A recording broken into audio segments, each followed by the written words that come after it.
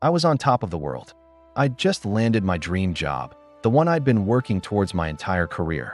It was a senior position at a top tech company, the kind of role that opens every door. I remember the call from the recruiter, the official offer letter. I celebrated with my family. I put in my 2 weeks' notice. I was ready to start my new life. 2 days before my start date, my phone rang. It was HR. They were rescinding the offer. No real explanation, just circumstances have changed. I was devastated, confused, and suddenly unemployed. I tried to get answers, but all I got was corporate silence. It felt like a nightmare. I had turned down other opportunities for this. My professional reputation felt like it was in tatters before I'd even started. The financial pressure was immediate and immense. But the worst part was the feeling of being completely powerless.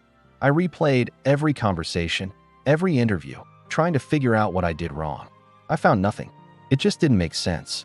A few weeks later, scrolling through LinkedIn, my heart stopped. There he was.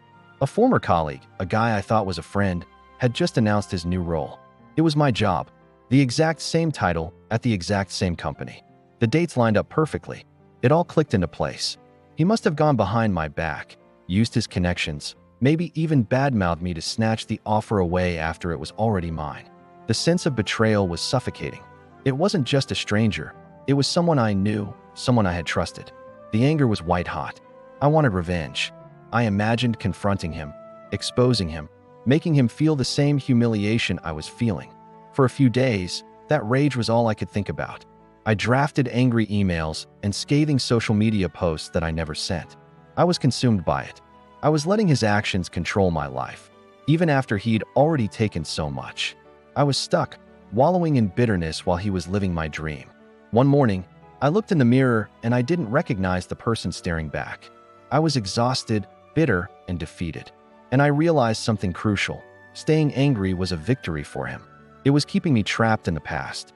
He had stolen my job, yes, but I was letting him steal my future, too. That had to stop. Right then and there, I decided to take back control. Revenge wasn't about getting even with him. It was about succeeding for myself. The first step was to let go of the anger. It wasn't easy. It felt like letting him get away with it. But I reframed it. Letting go wasn't for him. It was for me. I started meditating, journaling, and talking to close friends about what happened. Instead of focusing on the betrayal, I started focusing on my own healing. I had to forgive the situation, not for his sake, but to free myself from the weight of it.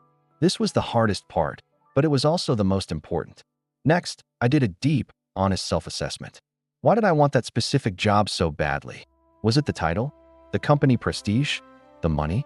I broke it down and realized the core of it was the desire to lead innovative projects and make a real impact. The original job wasn't the only place I could do that. This shift in perspective was a game changer. I wasn't chasing a stolen position anymore. I was chasing my purpose.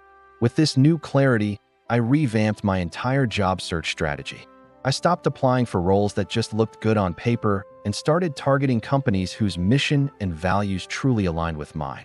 I reached out to my network, but this time, I was different. I wasn't coming from a place of desperation. I was coming from a place of confidence and purpose. I shared my story, not as a victim, but as a resilient professional who knew exactly what he wanted to build next. The response was incredible. People were inspired by my story. Doors started opening that I never would have knocked on before. I had interviews that felt less like interrogations and more like collaborative conversations. I was interviewing them as much as they were interviewing me. During this process, I landed a consulting gig with a promising startup. It wasn't the big corporate job I thought I wanted, but the work was exciting and I had a level of autonomy I'd never experienced before. That consulting gig turned into a full-time offer, Chief Operating Officer. I wasn't just a senior manager anymore. I was helping build a company from the ground up. I had more responsibility, more creative freedom, and a direct impact on the company's success. It was a role I never would have even considered before, but it turned out to be more fulfilling than my original dream job could ever have been. Looking back, what happened was a painful but necessary detour. He didn't steal my dream. He just inadvertently pushed me towards a better one.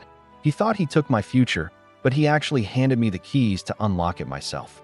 My success isn't about proving him wrong. It's about proving myself right. And that's the best revenge of all. Thanks for watching.